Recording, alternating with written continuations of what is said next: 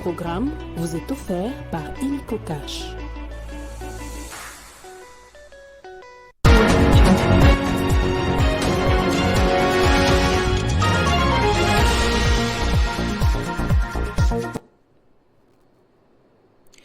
Conflit RDC-Rwanda, quelques jours de l'élection présidentielle au Rwanda fixée au 15 juillet 2024. Washington annonce une trêve humanitaire de 2 semaines dans l'est de la République démocratique du Congo. Cette nouvelle jouera-t-elle en faveur de la population civile vivant dans cette partie de la République démocratique du Congo ou en sa défaveur, annoncée pour ce 5 juillet à minuit? En tout cas, côté congolais, la nouvelle fait déjà polémique suite à l'avancée de l'ennemi sur son sol. Au Kenya, le président William Ruto a cédé à la pression des manifestants contre la loi de finances pour apaiser la rue. Il a retiré les projets des budgets contestés et réduit l'opulence et l'extravagance dans les trains de vie de l'État.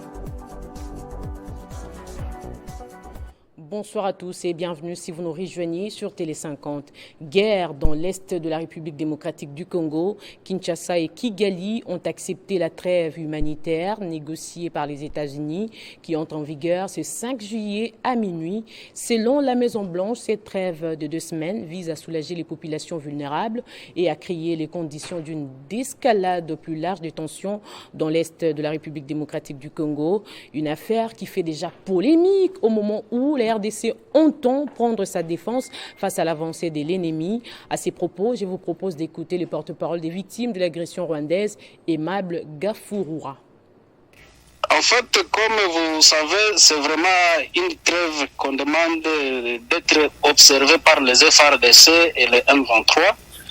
Mais en dehors de ça, on doit d'abord permettre aux humanitaires pour que la population trouve à manger. Oui, c'est vrai. Mais il y a aussi, au cours de cette trêve, le président congolais doit se rencontrer avec le président rwandais sur demande du président angolais.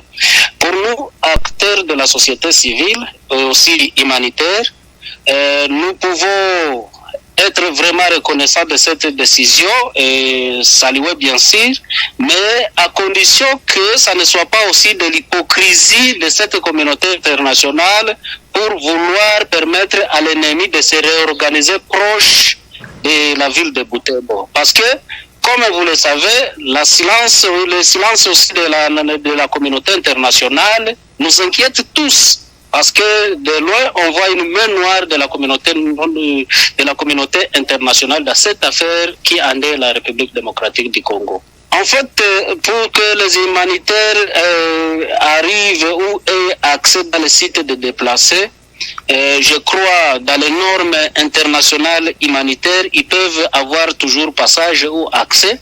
Mais nous, on sait aussi que notre population souffre, elle a besoin d'assistance en vivre et non vivre.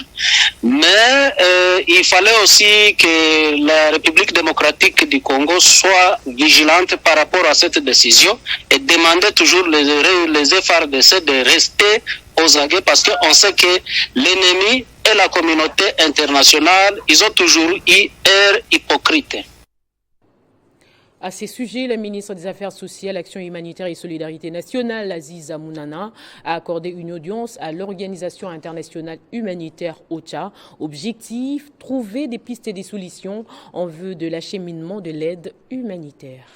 Les urgences humanitaires ont été au menu des échanges entre la ministre des Affaires sociales, Action humanitaire et solidarité nationale, Aziza Mounana, et Bruno Lemarquis, coordonnateur humanitaire en RDC, accompagné de Carla Martinez, chef du bureau OCHA en République démocratique du Congo. La ministre des Affaires sociales a fait le tour d'horizon de la situation humanitaire en RDC avec ses pics de la transition après la MONUSCO, les inquiétudes des humanitaires sur la sécurité et la mobilité, à la trêve humanitaire des 15 jours. Rien n'a été laissé au hasard. À présent, il faut urgemment mener rapidement une réflexion humanitaire, a dit Aziza Mounana. Il s'est dégagé une convergence des vues sur la nécessité d'engager des processus de solutions durables et mettre progressivement fin aux interventions ponctuelles. Comme vous le savez, le nombre de déplacés au total en République démocratique du Congo a vraiment augmenté énormément de l'annonce et de la mise en application à partir de minuit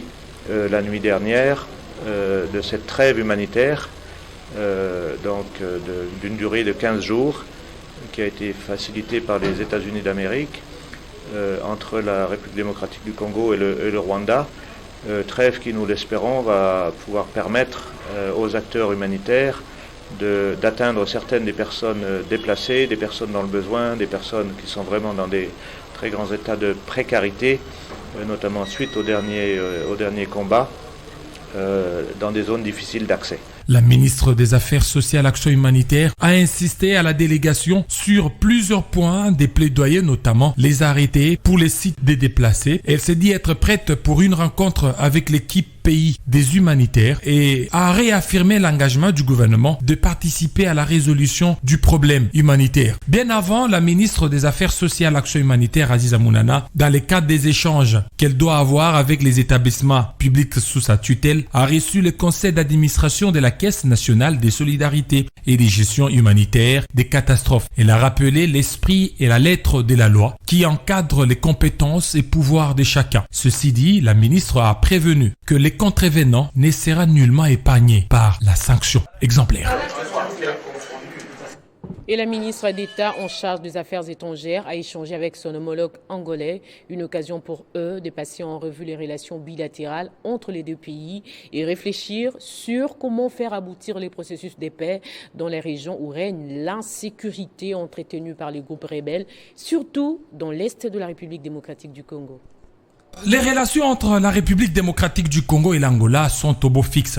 Ce qui justifie l'échange entre la ministre d'État en charge des Affaires étrangères, coopération internationale et francophonie, Thérèse Kayi-Kwamba, et son homologue angolais Tete Antonio.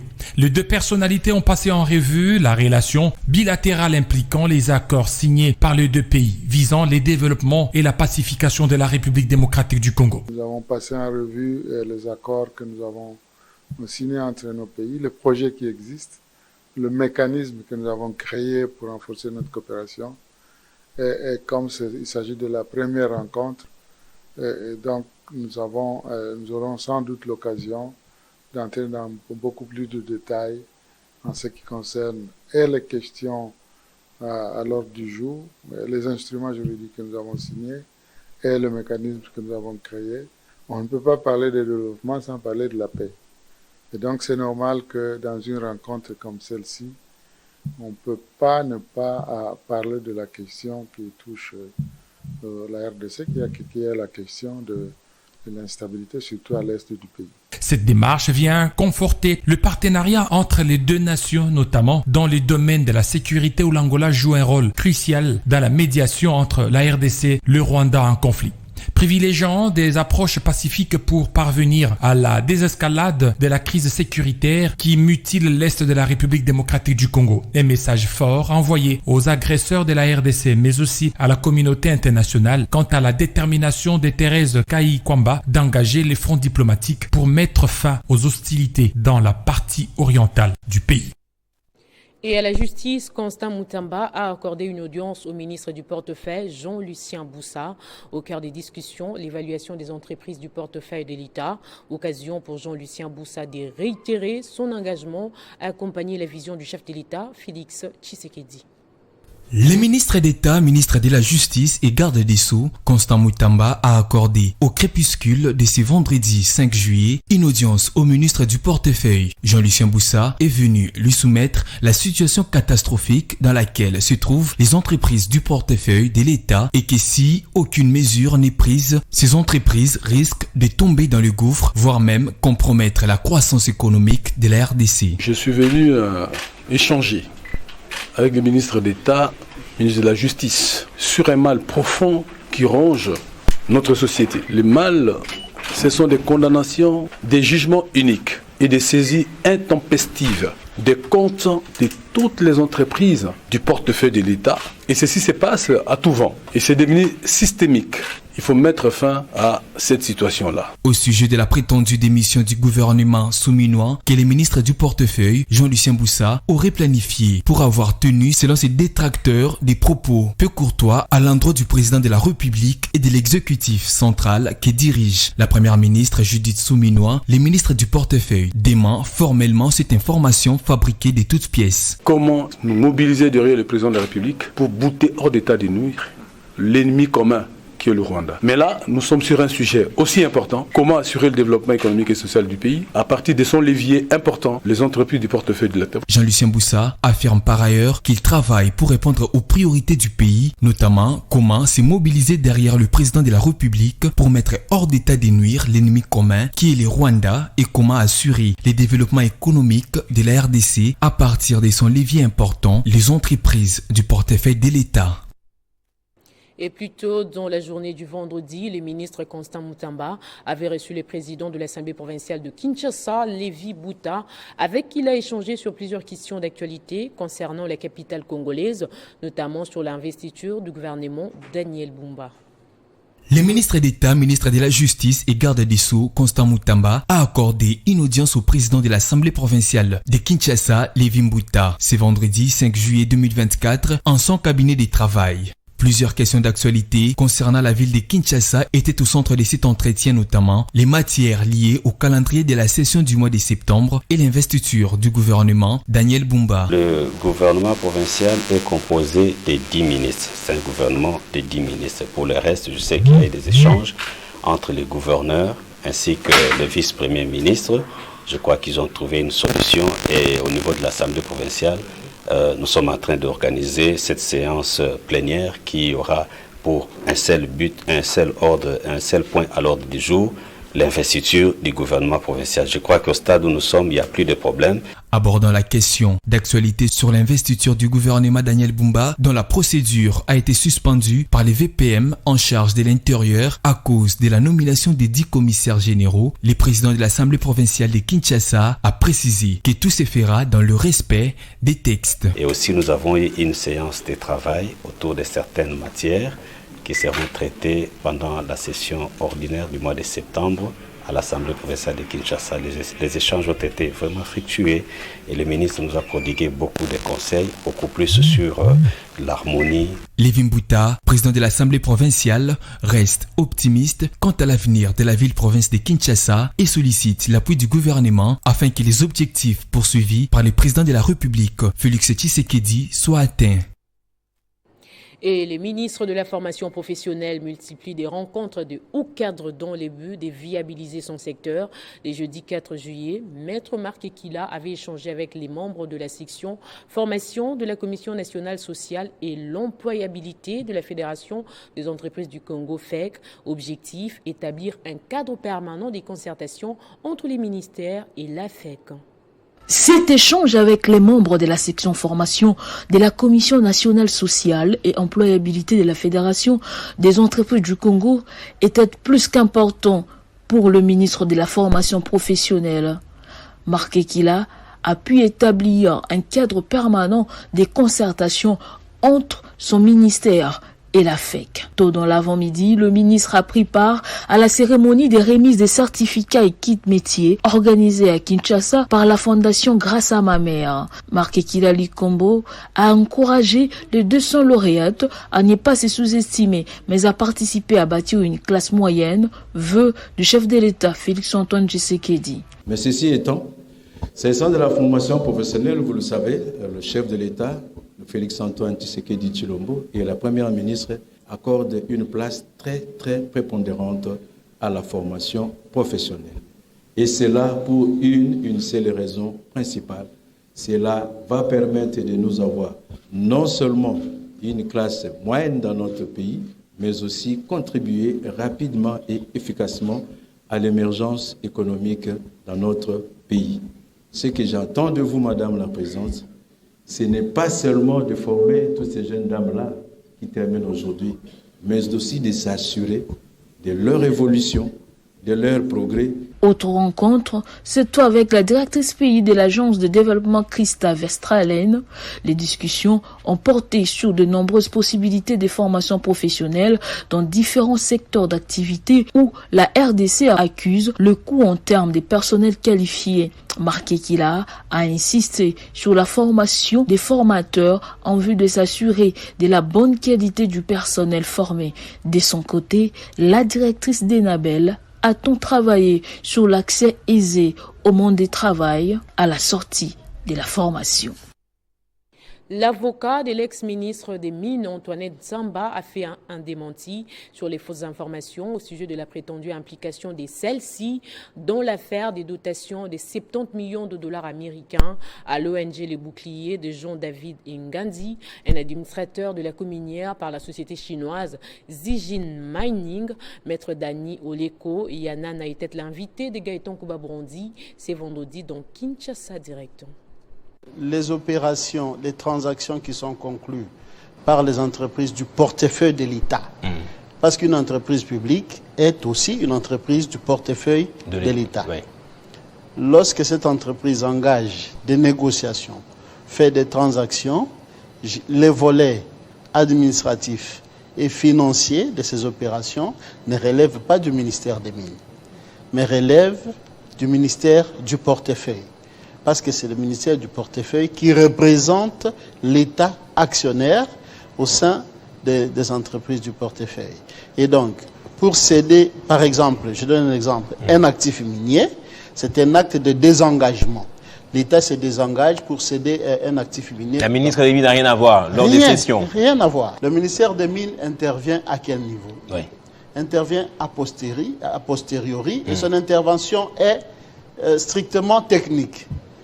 C'est-à-dire, le dossier de la cession, lorsque les transactions sont déjà faites, le dossier de la cession est déposé au niveau du cadastre minier qui instruit le dossier conformément au code minier et donne son avis. Si c'est un actif minier, c'est-à-dire un permis d'exploitation, le dossier passe par la direction des mines et par la direction de protection de l'environnement minier en ce qui concerne les préoccupations d'ordre social et environnemental. Et c'est avec les avis de ces directions que le cadastre minier transmet le dossier au cabinet du ministre pour approbation de la cession. Donc c'est a posteriori, c'est après les transactions. Le ministère des Mines n'intervient pas dans les transactions. Et nous avons la réponse, c'est justement des règlements de comptes politiques. Les cercles culturels Ascenseur organisent la bibliothèque vacancière gratuite à l'intention des élèves de Kipushi du 20 juillet au 26 août. L'initiative vise à bien occuper les élèves pendant cette période des vacances scolaires. Reportage de Jean-Marc Nkolo. La bibliothèque vacancière gratuite à l'Institut Mongoti de Kipushi à l'intention des élèves de Kipushi. Œuvre intellectuelle du cercle culturel Ascenseur en collaboration avec les professeurs de français de Kipushi. La présidente du cercle culturel Ascenseur, professeur associé Irène Ngoï, a fait la ronde d'une dizaine d'écoles de Kipushi pour passer cette bonne nouvelle, ces 2 juillet 2024, jour de proclamation. Nous avons voulu que les élèves, pendant les temps de vacances, que vous n'alliez pas travailler dans les carrières minières. Les élèves, pendant les vacances, que vous ne puissiez pas rester devant les télévisions, devant les téléphones. Ça détruit les yeux. Mais nous vous demandons de passer à l'Institut Mungoti, à la bibliothèque. Nous avons créé la bibliothèque vacancière. Lorsque vous viendrez pendant les vacances, vous allez lire les auteurs africains. Vous connaissez Zamenga? Voilà, vous allez trouver Zamenga là-bas. Il n'y a pas que des auteurs africains, il y a aussi des auteurs français. Les élèves auront gracieusement une bibliothèque bien fournie dont les murs reçoivent la peinture des livres d'Afrique comme d'ailleurs. Il suffit d'être élève à l'une des écoles et des Kipushi pour y avoir accès. La bibliothèque est gratuite, donc vous n'avez rien à payer. Juste vous venez, on vous prend la photo, on vous donne votre carte d'élève qui va vous permettre d'accéder à la salle et c'est tout. La présidente du cercle culturel Ascenseur, professeur associé Irène Ngoï, a au cours de son passage dans toutes ces écoles remis des sacs scolaires aux premiers et deuxièmes de classe de tous ces établissements scolaires. Un geste d'encouragement des enfants que le cercle culturel Ascenseur veut voir accroître leur connaissance. Le service géologique national de la RDC dispose désormais d'une délégation syndicale. La cérémonie de son installation a eu lieu ce vendredi à la direction générale de cette entreprise en présence du directeur général et des représentants de l'inspection générale du travail.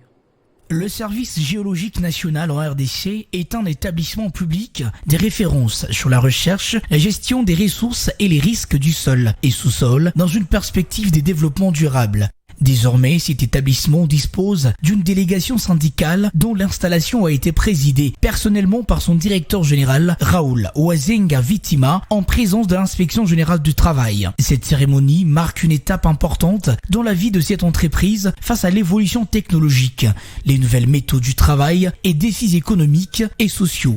Après la lecture des procès-verbaux des élections à la direction générale et les représentations provinciales, le directeur général a procédé à la remise de textes qui réglementent la vie professionnelle. Notre direction est toujours ouverte pour des négociations. Notre direction est toujours là pour écouter et devoir entreprendre tout ce qui est nécessaire pour le bon fonctionnement de notre service. Le président de la délégation syndicale n'a pas manqué des mots. C'est une entreprise qui a été créée en 2017 et qui n'a jamais eu une délégation syndicale. Donc pour nous, c'est une première et nous comptons en tout cas sur l'accompagnement de la direction générale pour cette tâche qui nous est confiée. Je dirais que je tenais d'abord à remercier la direction générale qui a pu organiser ces élections, mais également un remerciement envers les agents, tous les agents qui ont pu exercer leur devoir de vote et nous donner la confiance pour que nous soyons leurs représentants au niveau de l'employeur. On est là pour eux, donc il faut qu'ils aient confiance en nous et le travail sera fait ensemble. Nous sommes d'abord premièrement agents du service géologique avant d'être délégués syndicaux. Donc les agents doivent avoir confiance. Le service géologique national est désormais tourné vers un avenir meilleur où les intérêts de tous sont garantis.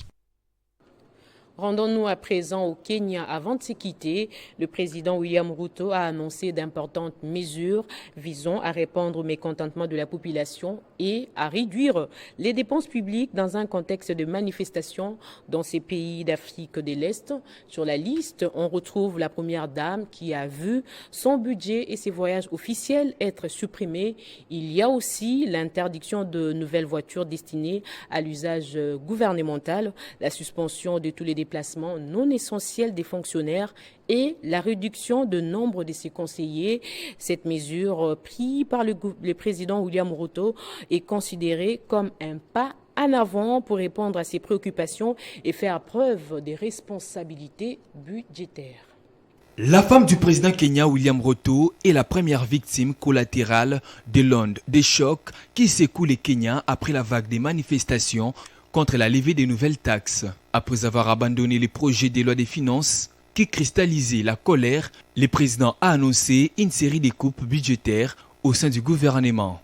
Parmi celles-ci, la suppression des financements accordés à la première dame Rachel Ruto ainsi qu'à la femme du vice-président kenyan Dorcas Rigati.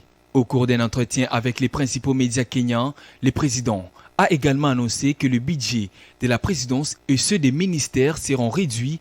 Il a par ailleurs promis d'agir pour réduire les trains de vie luxueux de certains de ses alliés au sein de la majorité. William Ruto a aussi dissous 47 agents d'État et a également suspendu les voyages non essentiels pour les fonctionnaires, acheter de nouvelles voitures et réduire de moitié le nombre de conseillers. C'est là après 3 semaines de manifestations antigouvernementales dans plusieurs villes kenyannes, dont Nairobi. Place au rappel des titres à présent. Conflit RDC-Rwanda, quelques jours de l'élection présidentielle au Rwanda fixée au 15 juillet de cette année. Washington annonce une trêve humanitaire de 2 semaines dans l'est de la République démocratique du Congo. Cette nouvelle jouera-t-elle en faveur de la population civile vivant dans cette partie de la RDC ou en sa défaveur? Annoncé pour ce 5 juillet à minuit. En tout cas, côté congolais, la nouvelle fait déjà polémique suite à l'avancée de l'ennemi sur son sol. Au Kenya, le président William Ruto a cédé à la pression des manifestants contre la loi de finances pour apaiser la rue. Il a retiré les projets de budget, contesté et réduit l'opulence et l'extravagance dans les trains de vie de l'État. Ainsi s'achève complètement ce journal. Merci de rester fidèle au programme de Télé 50.